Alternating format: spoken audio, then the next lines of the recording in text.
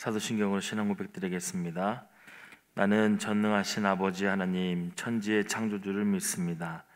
나는 그의 유일하신 아들 우리 주 예수 그리스도를 믿습니다. 그는 성령으로 잉태되어 동정녀 마리아에게서 나시고 본디오 빌라도에게 고난을 받아 십자가에 못 박혀 죽으시고 장사된 지 사흘 만에 죽은 자 가운데서 다시 살아나셨으며 하늘에 오르시어 전능하신 아버지 하나님 우편에 앉아 계시다가 거기로부터 살아있는 자와 죽은 자를 심판하러 오십니다. 나는 성령을 믿으며 거룩한 공교회와 성도의 교제와 죄를 용서받는 것과 몸의 부활과 영생을 믿습니다. 아멘. 찬송가 455장입니다. 찬송가 455장입니다.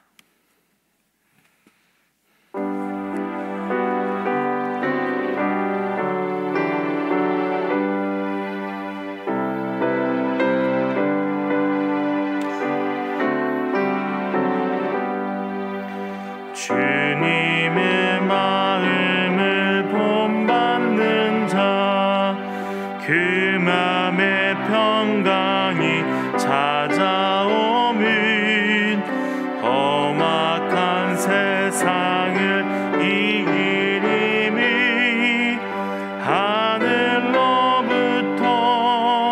임함이로다.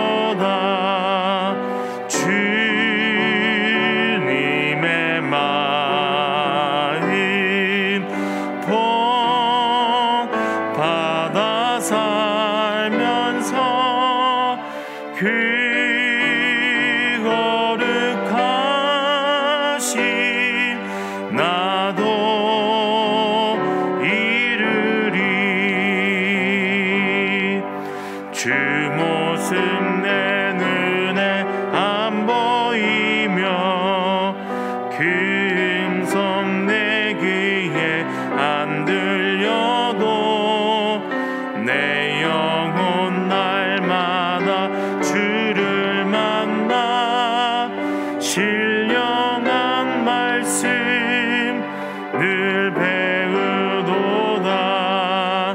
주님의 마음 본받아 살면서 그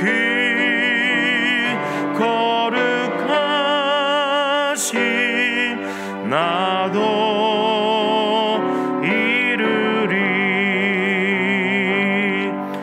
가는 길 거칠고 험하여도 내 맘에 불평이 없어짐은 십자가 고난을 이겨내신 주님의 마음 본받음이라. 주님의 마음 본받아 살면서 그 거룩하신 나도 이루리. 주 예수 세상에 다시 오실 그날엔 무성도 변화하여 주님의 빛나는 그 영상을 다 함께 보며 주 찬양하리. 주님의 마음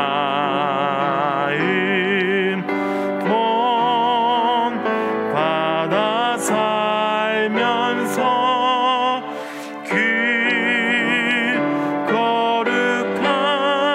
거룩하신 나도 이루리. 하나님의 말씀 빌립보서 2장 1절에서 11절까지의 말씀입니다. 빌립보서 2장 1절에서 11절까지의 말씀입니다.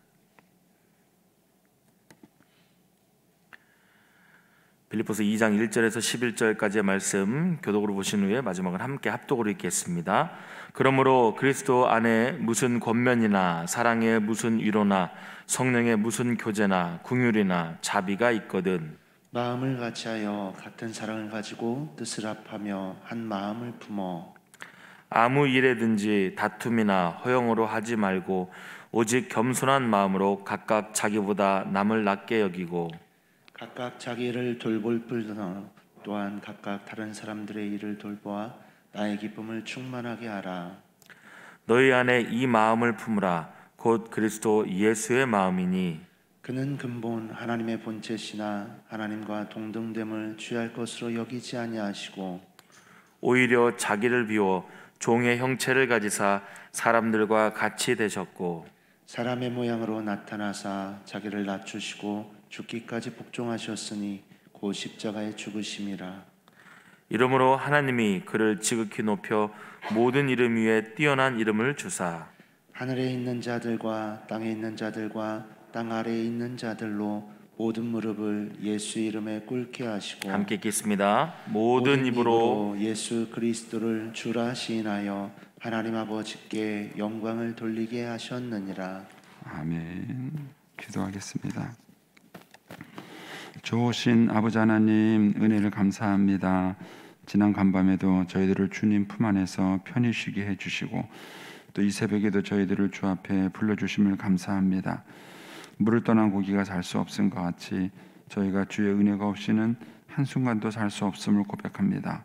이 새벽에도 말씀과 기도 가운데 저희들을 만나주시며 주의 성령으로 충만케 하여 주옵소서.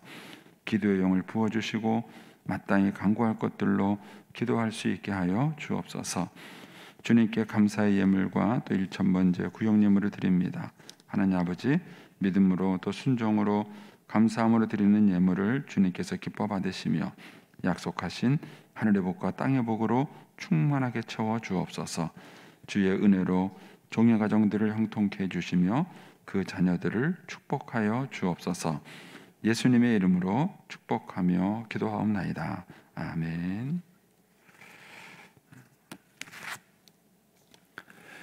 이 새벽에도 주의 은혜와 축복이 함께 하시기를 축원합니다. 오늘 말씀하고 우리가 어제 그 직원 세미나 하면서 우리 또 강사 목사님이 해주시는 거하고 하여튼 내용이 잘 연결이 돼서 축복입니다. 자, 이제 오늘 말씀에는 이제 빌립보 교인들한테 이제 좀 실제적인 권면을 하고 있는 것입니다. 어제는 너희가 복음에 합당한 삶을 살아라 그랬습니다. 그러니까 우리가 복음으로 구원받는 것과 그 다음에 복음에 합당한 삶을 사는 것은 다릅니다. 근데 이제 한국 교회가 그동안 이제 선교사님에 의해서 복음이 전파되고 또 이제 예수님을 전하는 이런 초창기 믿음의 스타일로 여기까지 왔어요. 그러니까 이제 초창기 믿음의 스타일은 우리가 열심히 복음을 전해서 예수 믿지 않는 사람들에게 복음을 전하는 것이 가장 무게 중심이 있었습니다. 왜냐하면 대부분이 예수 안 믿는 사람이었기 때문이죠. 근데 어쨌든 이제 지금은 이제 한국 교회가 200년을 향해서 가는 거예요. 그러니까 이제 더 이상 초창기 기독교라고 볼 수는 없습니다. 이미 불교, 기독교, 천주교 중에서 기독교가 제일 우위에 있는 종교로 이미 우리나라 인구 통계청 조사에 나왔어요. 그러니까는 더 이상 이제 기독교가 초창기 기독교라고 볼 수는 없습니다. 이제 그렇다면은 우리 이제 한국 기독교의 과제가 이제는 복음 전파에서 이제는 복음에 합당한 삶의 무게 중심을 둬야 하는 것입니다. 지금 이제 여러 가지 이제 교회를 향한 그런 비난들이 많이 있는 것 중에 하나가 뭐냐 하면은 교회가 뭐 여러 가지 실수를 한 것 때문에 그런 것은 아닙니다. 그런 것보다는 이 교회 자체가 복음에 합당한 삶을 보여주고 있지 못하기 때문에 그런 것입니다. 그러니까 예수 믿지 않는 사람들이 예수 믿는 사람을 보면서 무엇보다 우리의 자녀들이 예수 믿는 부모님들 밑에 크고 있는 자녀들이 예수 믿는 가정과 예수 믿지 않는 가정의 차이를 모르는 거예요. 뭐가 다르냐 이거예요. 예수 믿는 가정, 예수 믿지 않는 가정 차이가 뭐냐? 예수 믿는 엄마 아빠와 예수 믿지 않는 엄마 아빠와 차이가 뭐냐? 그걸 느껴야 돼요. 아이들이 역시 다르다. 그걸 느껴야 돼요. 그게 복음에 합당한 삶이에요. 그런데 그동안 우리 한국 교회가 이 점이 좀 약했던 겁니다. 없던 건 아니에요. 우리 한국 기독교 역사에 보면은 신앙이 훌륭했던 목회자, 평신도들이 많이 있었습니다. 근데 없는 건 아니었지만 다수로 놓고 봤을 때 우리 한국 기독교가 복음에 합당한 삶을 보여주지 못한 것입니다. 그래서 지금은 우리 한국 교회에 절대적으로 필요한 게 뭐냐면 복음에 합당한 삶을 살아가는 모습을 보여줘야 하는 것이죠. 예수 믿는 가정이 예수 믿지 않는 가정과 뭐가 달라야 돼요. 그리고 예수 믿는 엄마 아빠가 예수 믿지 않는 엄마 아빠와 뭔가 달라요. 우리 자녀들이 그걸 느껴야 돼요. 뭐 이렇게 머리로 가르치는 것도 중요하지만 아이들이 그냥 자연스럽게 생활 속에서 느껴야 돼요. 뭐가 다르다. 예수 믿지 않는 애가 예수 믿는 집에 놀러 와서는 야, 너네 엄마 아빠는 우리 엄마 아빠하고 뭐가 다르다. 이걸 느껴야 되는 거예요. 그런데 그런 것들을 전혀 느끼지 못한다면 이제 문제가 있는 것입니다. 이제 그게 이제 우리들에게 주어진 과제입니다. 근데 이제 오늘 말씀에는 이제 구체적으로 이제 사도 바울이 어떻게 해야 그러면 복음에 합당한 삶인가에 대한 얘기를 해주고 있어요. 그래서 1절에 그러므로 이렇게 합니다. 이 그러므로는 우리가 복음에 합당한 삶을 살아야 되는데 그 복음에 합당한 삶을 살기 위해서는 예수를 믿을 뿐만 아니라 고난도 받아야 되는 거예요. 우리 예수 믿는 사람에게는 축복이 있어요. 그러나 축복만 있는 건 아니에요. 왜냐하면 이 땅이 천국이 아니에요. 이 땅이 천국이라면 축복만 있을 거예요. 그런데 이 땅이 천국이 아니기 때문에 우리가 예수 믿고 난 다음에는 축복도 있지만 예수 믿기 때문에 받는 고난도 있어야 되는 거예요. 고난. 예수 믿기 때문에 받는 고난. 그래서 이제 여기서 이제 구체적으로 얘기하는 겁니다. 그러므로 하고 이제 복음에 합당한 삶이 뭐냐, 예수 믿는다는 게 뭐냐 하는 것을 이제 보여줍니다. 이제 그게 뭐냐면은 하나됨이에요. 하나됨. 여기 보면 1절에 보시면 그러므로 그리스도 안에서 무슨 권면이나 사랑의 무슨 위로나 성령의 무슨 교제나 국률이나 자비가 있거든 하고 얘기를 합니다. 여기서 말하는 목록이 참 재밌어요. 권면, 위로, 교제, 국률, 자비. 여러분 이런 것들이 세상적이거나 나쁜 게 아니에요. 이게 다 좋은 거예요. 누구를 권면하는 것, 누구를 위로해 주는 것, 또 성령 안에서 서로 교제하는 것, 누구를 불쌍하게 여기는 것, 누구에게 어떤 사랑과 자비를 베푸는 것, 이게 다 뭐가 잘못된 거예요? 다 좋은 거잖아요. 그리고 이런 것들이 다 영적인 일이에요. 그런데 이런 일을 하면서 생기는 문제가 뭐냐면은 2절이에요. 마음을 같이하여 같은 사랑을 가지고 뜻을 합하여 한 마음을 품어 이렇게 말하는 거예요. 이런 일을 하는데 하나가 안 될 수 있다는 거예요. 이게 이제 문제인 거예요. 그러니까는 우리가 누구를 권면하는 일, 누구를 위로하는 일, 또 성령 안에서 교제하는 거, 이런 신앙 안에서 좋은 일을 하는데 하나가 안 되는 거예요. 뭐 이미 부끄러운 일이지만 선교지에 가면은요, 선교사님들이 하나가 안 돼요. 일은 정말 선교지까지 오는 게 쉽겠습니까? 쉽지 않아요.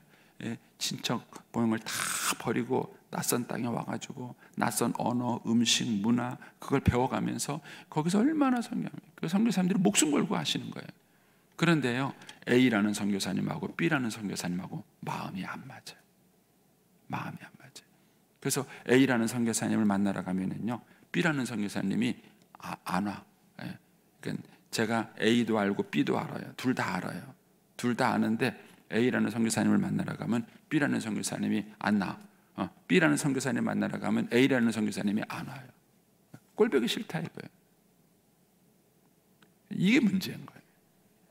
그러니까는 한국 교회가 세상을 향해서 예수 믿는다는 것, 복음에 합당한 삶을 보여주지 못한 이유가 뭐냐면 교회의 분열이에요. 물론 이제 제일 큰 분열은 장로교가 많은 거예요. 장로교 얼마나 많은지 교단도 외우지도 못해요. 100개가 넘어요. 100개가 넘어요. 예수교단 장로교 보면 얼마나 그 안에 뭐 합동체, 통합층, 뭐가 이렇게 많은지 교단 엄청나게 많아요. 근데 이거는 남의 교단 얘기할 그런 문제가 아니에요. 교단적으로는 그렇다지만은 교회적으로 교회 안에서 문제가 있는 거예요. 근데 이거는 이제 좀 더 이런 얘기하면은 우리가 이제 은혜가 안 돼요. 조금 더 얘기를 축소시키면 가장 중요한 게 뭐냐면 예수 믿는 엄마하고 예수 믿는 아빠가 하나가 되느냐는 거예요. 예수 믿는 엄마, 예수 믿는 아빠가 뭐 성격도 다르고 뭐 문제가 막 달라요. 그러나 예수 믿기 때문에 하나가 될 수 있어야 돼요. 그게 복음의 능력이에요. 그게 복음의 능력이에요. 그런데 그게 어려운 거예요. 우리 한국 교회는 지금 이 숙제가 굉장히 커요. 우리 이제 선배 어르신들이 몇 분 돌아가시고 나니까 한국 기독교도 하나가 안 돼요. 뭐 한국 기독교 연합회, 기독교 총연합회, 뭐 이래가지고 한국 기독교도 하나가 안 돼요. 나라에서요, 이제 대통령이 이제 각 그 종교, 뭐 불교, 기독교, 천주교 각 종교 대표를 불러서 조금 청와대 초청을 해서 만찬을 하고 싶은데 기독교 누구 불러요? 누가 불러야 누구를 불러야 기독교 대표가 되냐는 거예요. 이런 것들이 참 부끄러운 모습이에요. 부끄러운 모습이에요. 근데 이게 쉽지가 않습니다. 이게 참 쉽지가 않은 거예요. 그래서 이제 이렇게 말을 하죠. 2절에 보면은 마음을 같이 하고 같은 사랑을 가지고 뜻을 합하며 한 마음을 품는 것, 이게 복음에 합당한 삶이에요. 이게 복음에 합당한 삶. 왜 그렇죠? 복음은 기본적으로 하나님과 우리를 하나 되게 만드는 거예요. 그래서 예수님이 십자가에 죽으셨을 때에 가운 성소, 그 지성소와 성소를 가르고 있는 휘장이 찢어진 거예요. 그 전까지는 하나님과 우리를 갈라놨어요. 하나님은 빛이시고 우리는 죄인이에요. 그러니까 거룩하신 하나님과 죄인이 함께 할 수 없어요. 그래서 하나님과 우리 사이가 갈라진 거예요. 휘장으로 갈라진 거예요. 근데 예수님이 십자가에 죽으심으로 그 휘장을 찢으신 거예요. 그래서 우리가 예수님의 피로 죄사함 받고 거룩하신 하나님의 보좌 앞에 나갈 수 있는 은혜의 길이 열린 거예요. 이게 복음이에요. 그 복음은 근본적으로 거룩하신 하나님하고 죄인인 우리를 하나가 되게 만든 거예요. 그래서 이 복음의 능력이 구체적으로 어떻게 돼요? 유대인과 이방인을 하나게, 헬라인과 야만인을 하나게, 남자와 여자를 하나 되게 만드는 거예요. 그래서 복음이 전파되는 곳에 차별이 없어지는 거예요. 우리나라 초창기 기독교 역사를 읽어보면은 우리나라 복음이 빨리 전파된 데는 선교사님들이 복음적 삶을 사는 거예요. 그래서 선교사님들이 이 땅에 복음을 전할 때 왕실에서 그 왕을 치료하던 의사 선생님이 백정을 치료한 거예요. 그분들의 마음속에는 차별이 없는 거예요. 이것이 한국 복음 전파에 엄청난 역할을 한 거예요. 한국 사회는요, 여성들을 가르치지 않았어요. 그렇죠? 여자가 똑똑하면 팔자가 세자매요. 여자들 공부를 안 가르쳤어요. 그런데 한국 여성들을 가르친 게 기독교예요. 열심히 그들에게 성경, 그 한글을 가르치고 성경을 가르친 것이 기독교예요. 이렇게 해서 기독교가 남자와 여자를 차별하지 않았어요.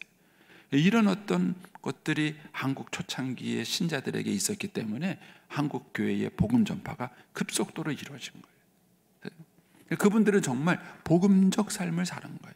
복음적 삶을. 내용에 들어가면은요, 은혜로운 내용들이 참 많아요. 한국들이.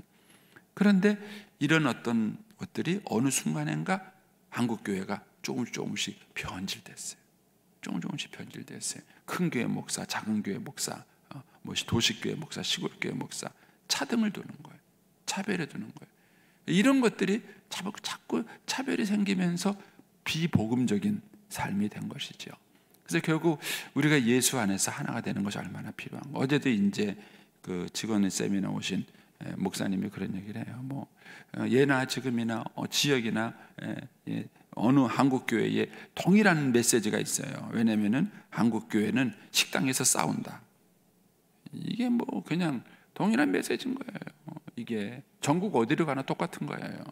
왜 이런 일이 벌어지냐는 거예요. 예배드리고 은혜 받고 식당 가서 다 쏟아놓는데요. 목사님이 이제 그런 얘기를 하시는 거예요. 근데 이제 왜 그런 일들이 생기느냐 하는 거예요. 그런 일들이. 그게 우리가 복음에 합당한 삶이 부족하다는 거예요.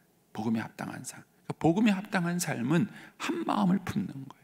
한 마음을. 그래서 이제 3절에 가서 구체적으로 이런 얘기를 하죠. 아무 일이든지 무슨 일을 하든지 그런 거예요. 그러니까 그 앞에 구체적으로 권면, 위로, 교제, 국률, 자비 뭐 이런 것들이에요. 무슨 일을 하든지 아무 일이든지 다툼이나 허용으로 하지 말고 그러니까 우리가 1절에 언급된 사랑, 위로, 교제, 긍휼, 자비 이런 일을 하면서도 우리는 뭐 할 수 있느냐 하면은 다툼이나 허용으로 할 수 있다는 거예요. 다툼이나 허용으로 할 수 있다.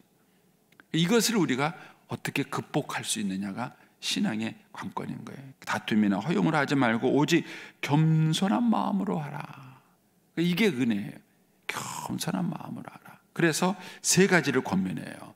첫 번째, 자기보다 남을 낮게 여기라. 다른 사람 무시하는 발언 많이 하잖아요. 어제는 무슨 떡 갖고 갈라진 얘기를 하더라고요, 목사님이. 떡 때문에 교회가 이제 갈라지는 얘기를 하시던데, 아니 저 사람이 이런 떡 하자 그러면은 그 사람의 의견이 내 의견보다 낫다고 생각을 해줘야 되잖아요. 낫다고. 근데 이게 안 쉬워요. 안 쉬워요. 저도 좀 이제 나이가 좀 들고 좀 이러니까 조금 좋아진 거. 저도 젊은 목회자 시절에요. 제가 교과서형이라 그랬잖아요. 그래서 저는 딱 배운 대로 교과서적으로 살아야 되는 거예요. 근데 그렇게 안 하는 사람을 보면 화가 나는 거예요. 특히 목회를 열심히 안 하는 목사님 보면은 화가 나는 거예요. 도대체 뭐 하는 거예요? 목회를 왜 저렇게 해? 뭐 이런 화가 나요. 그래서 그 목사님하고 안 어울리고 싶어요. 저는 젊은 시절에는요, 그게 옳다고 생각했어요.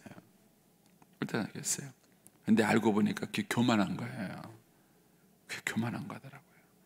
여러분, 갈등을 일으키는 사람들은 다 옳은 일 갖고 갈등을 일으키는 거예요. 틀린 거 갖고 하는 게 아니에요. 그러니까 남을 낮게 여긴다. 이게 참 쉽지 않아요. 남을 낮게 여긴다. 남을 낮게 여기고, 두 번째는 뭐라 그랬습니까? 자기 일을 돌볼 뿐더러 자기 일이나 똑바로 하라는 거예요. 왜? 다른 사람들 비난하는 동안에 자기 일을 안 해요. 자기 일. 그런데 성실한 사람들은 묵묵하게 뭐예요? 그냥 자기 일 알아서 다 해요. 누구 비난하거나 누구 욕하거나 그러지 않고 그냥 알아주든 뭐다 안 알아주든 자기에게 주어진 일을 사람들이 착실하게 하는 거예요. 그리고 한 걸음 더 나가서 세 번째가 뭐냐면은 다른 사람의 일도 돌아보아. 이거예요. 이 사람이 정말 하나 되게 하는 사람이에요. 다른 사람을 나보다 낮게 여기고, 그래요? 그 얘기도 일리가 있네요. 그 말도 맞네요. 그럼 그렇게도 한번 해보지요. 이렇게 하면서 상대방을 나보다 낮게 여기고, 그 다음에 자기에게 주어진 책임을 성실하게 감당할 뿐만 아니라 다른 사람이 뭐가 부족하다, 저거 잘 안 되네, 그러면은 비난하기 전에 가서 그 사람 일도 해주는 거예요. 내 일도 할 뿐더러 그 사람 일까지 해줘요. 그러면 하나가 될 수 있다는 거예요. 맞나요?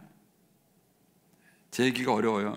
저는 성경을 읽을 때마다 성경만큼 멋있고 좋은 책이 없어요. 왜냐하면 사도 바울이 이렇게 사는 거예요.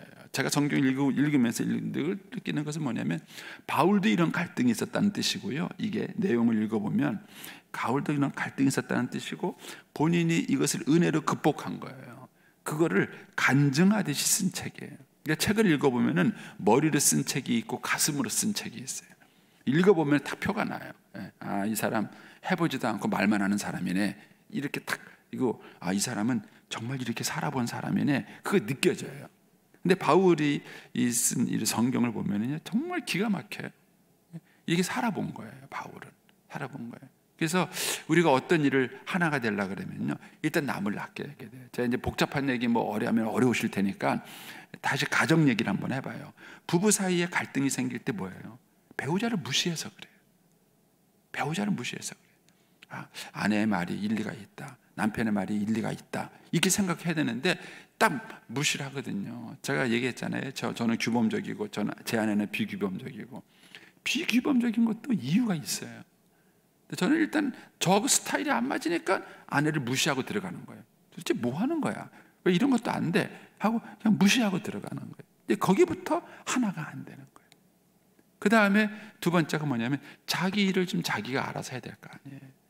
근데 자기 일도 안 해요. 자기 일도 안 할 때 많아요. 그리고 한 걸음 더 나가서 정말 눈치 있는 사람이라면은 상대방이 잘 못하는 게 보여요. 보이면 그거를 소리 없이 가서 해주는 거예요. 소리 없이 가서 이게 안 되는구나, 이 사람은 이게 안 되는구나, 가서 그거를 탁 채워주고 섬겨주는 거예요. 그러면 고맙죠. 이번에 명절에 한번 보세요. 예? 이번 명절에 그러면 오랜만에 식구들끼리 모여서 아내분은 살림 스타일이 다르잖아요. 제가 말씀드렸죠. 제가 아내 부엌 일 좀 도와주려고 가면은요, 아내는 평상시에는 막 그릇에서 막 툭툭툭툭 막 엎어놓은 그런 스타일이에요. 근데 저는 딱 들어가면 그것부터 마음에 안 들어요. 예? 그래서 접시는 접시대로, 그릇은 그릇대로, 밥그릇은 밥그릇대로 이렇게 정리가 돼야 돼. 그래야 그 다음에 뭐가 될 것 같은 거예요. 근데 우리 그것부터 일단은 마음에 안 드는 거잖아요. 예. 제가 뭐라고 잔소리하면은 제 아내가 꼭 하는 말이 있어요. 여보, 말만 하지 말고 당신이 좀 해봐. 말만 하지 말고 당신이 한번 해봐. 그러잖아요. 그러면 이제 오랜만에 가족들이 모여서 명절을 지내려면은요, 큰 며느리, 작은 며느리, 시어머니 다 1등급 주부들만 모였잖아요. 그들이 모여가지고 다들 살림하는 스타일이 다 다르잖아요. 그 스타일이 다 다르다 보면은 이제 삐그덕 되는 거죠. 근데 그럴 때 저 사람이 하는 방식도 일리가 있겠다. 나보다 낫다. 생각하고 한번 해보세요. 그리고 내게 주어진 일을 그냥 팥가락을 열심히 까시면 돼요. 쓰려면 열심히 쓸면 돼요. 내게 주어진 일 열심히 하는 거예요. 그리고 다 끝났으면은 다른 사람 하는 것도 한번 좀 해주고. 바울은 그게 우리가 하나 될 수 있는 방법이다, 이렇게 구체적으로 얘기를 해줘요. 그래 보면서 거기에서 참 재미있는 얘기를 하는 거예요. 3절을 다시 한번 보시면, 아무 일이든지 다툼이나 허용을 하지 말고 오직 겸손한 마음으로, 그 다음 뭐가 나오죠? 각각, 이게 나와요. 각각 자기보다 남을 낮게 여기고, 각각 자기 일을 돌아볼 뿐더러 또한 각각 다른 사람의 일을 돌아보아. 이 각각이라는 얘기는 개인을 말하는 거예요. 여러분, 하나 되면요, 개인의 영성의 문제더라고요. 저도 목회하면서 교인들 하나 되게 만들어 보려고요, 조직도 바꿔보고 뭐 이 방법도 바꿔보고 했는데 안 돼요. 안 돼요. 그렇게 해서 되는 게 아니더라고요. 하나 되는 거는요, 순전히 개인의 영성이에요. 개인이 성숙한 거예요. 어떤 성숙한 사람이 그 일을 탁 맡으면은요, 그 갈등이 있던 것도 없더라고요. 조직의 문제가 아니더라고요. 그러니까는 각각의 개인들이 어떤 영성을 가지고 그 일을 맡고 있고 그 일을 섬기느냐에 따라서 형태가 전혀 달라지는 거예요. 따라서 각각의 영성이 중요해요. 어떤 영성을 가질 것이냐, 그게 5절부터 11절에 있는 예수님의 영성이에요. 그래서 너희 안에 이 마음을 품어라, 곧 그리스도의 예수의 마음이니, 이렇게 말한 거예요. 그래서 예수님을 모델로 우리에게 준 거예요. 예수님을 모델. 그래서 이 예수님을 닮아서 이 예수님의 영성이 내 안에 있으면 그게 뭘로 나타나느냐 하면은 하나됨으로 나타나는 거예요. 그래서 내가 믿음이 성숙했는지, 내가 영적인 수준이 어느 정도 왔는지를 평가해 볼 수 있는 바로미터가 있어요. 그게 뭐냐면 내가 사람들하고 얼마나 잘 어울리면서 하나 될 수 있는가. 다르게 표현하면은 세모를 만나면 세모가 되고, 네모를 만나면 네모가 되고, 동그라미를 만나면 동그라미가 되는 실력이에요. 그게 진짜 실력이더라고요. 여러분, 교회 안에서 이렇게 일을 할 때 남녀전도를 해보세요. 회장님 한테 좀 맞춰보세요. 그게 여러분의 영성을 성숙시키는 비결이에요. 회장님이 이거 하자 그럼 이거 하고 저거 하자, 한번 해보세요. 근데 왜 안 돼요? 그 똑똑한 얘기 해서 그래요. 똑똑한 얘기. 아이, 회장님 뭐 이거 안 하고 저게 이래. 회장님을 나보다 좀 낮게 여겨보세요. 회장으로 뽑아놨으면 이 회장님이 나보다 낫다, 이 생각을 해줘야 되는데, 아유, 저 나보다 신앙생활도 많이 안 한 건데, 아유, 저게 뭐 나보다 배운 것도 없는데, 아유, 저기 말하는 거 보면 참 저게, 이러니까 문제인 거예요. 근데 그 회장님을 나보다 낮게 여기고, 구역장 강사를 나보다 좀 낮게 여기세요. 그분이 동그라미가 되자 그러면 동그라미가 되고, 네모가 되자 그럼 네모가 되고, 한번 해보세요. 그게 실력이에요. 그게 실력이에요. 축구로 말한다면요, 정말 만능 축구 선수가 있다면 수비하라 그러면 수비도 하고, 공격하라면 공격도 하고, 오른쪽 가라면 오른쪽 가고, 왼쪽 가라면 왼쪽 가고, 그게 진짜 만능 선수예요. 그 손흥민이 놀라운 게 그거잖아요. 그 친구는 오른발 왼발을 다 써요. 그러니까 오른쪽으로 뛰어라 그래도 오른쪽 가서 잘 뛰어요. 왼쪽으로 뛰라고 왼쪽 가서도 잘 뛰어요. 오른발 왼발을 다 쓰니까. 그런데 한쪽 발밖에 못 쓰면은요, 반대편으로 뛰라 그러면은 능력이 떨어져요. 실력이 없는 거죠. 여러분, 정말 내가 영적인 실력이 있는 사람이라면 동그라미를 만나면 동그라미가 돼주고, 세모를 만나면 세모가 돼주고, 그런 게 영적인 실력이 있는 거예요. 근데 끝까지 자기 스타일만 고집하고 꼭 이대로 해야 된다면 미숙한 거예요. 영적으로 미숙하고 성숙하지 못한 거예요. 그래서 이제 바울이 그에게 너희 안에 이 마음을 품어라, 예수의 마음을 가져라 하는 거예요. 그러면서 이제 5절 이하에 쭉 이야기합니다. 이 부분은 제가 생략하겠습니다. 여러분들이 잘 아실 거라고 이미 생각이 되고요. 그래서 정말 우리가 예수님을 닮는 게 뭘까? 저는 그래서 이걸 깨닫고 난 다음에 아내를 존경합니다. 저는 아내를 존경해요. 왜냐하면 저하고 아내하고는 동갑이에요. 동갑입니다. 근데도 아내가 평생 살아오는 동안에 저한테 맞춰줬어요. 저한테 순종을 잘 가르쳐줬어요. 예전에는 제가 똑똑해서 그렇다고 생각했어요. 제가 아내보다 실력이 낮다고 생각했어요. 근데 나이가 들어가면 들어갈수록 깨달아지니, 아내가 나보다 훌륭하다. 아내 인격이 너무 훌륭해서 제가 하자는 대로 다 맞춰준 거예요. 얼마나 속 썩었을까요? 요즘은 제가 아내를 보면은 존경스러워요. 대단한 여자다. 여러분, 여러분들의 영성을 훈련하는 방법은요, 누구에게 순종하는 거예요. 순종 훈련을 해보세요. 그게 여러분들의 영성을 훈련하는 겁니다. 영성. 그래서 누군가에게 순종을 해주고 그 권위 아래 들어가 주는 것, 그거는 진짜 실력이에요. 능력이 없는 사람은 그거 못해요. 주님께서는 예수님 얘기를 하는 거예요. 그래서 예수님은 뭐예요? 하나님과 동등하시잖아요. 성부, 성자, 성령 하나님은 동등하시잖아요.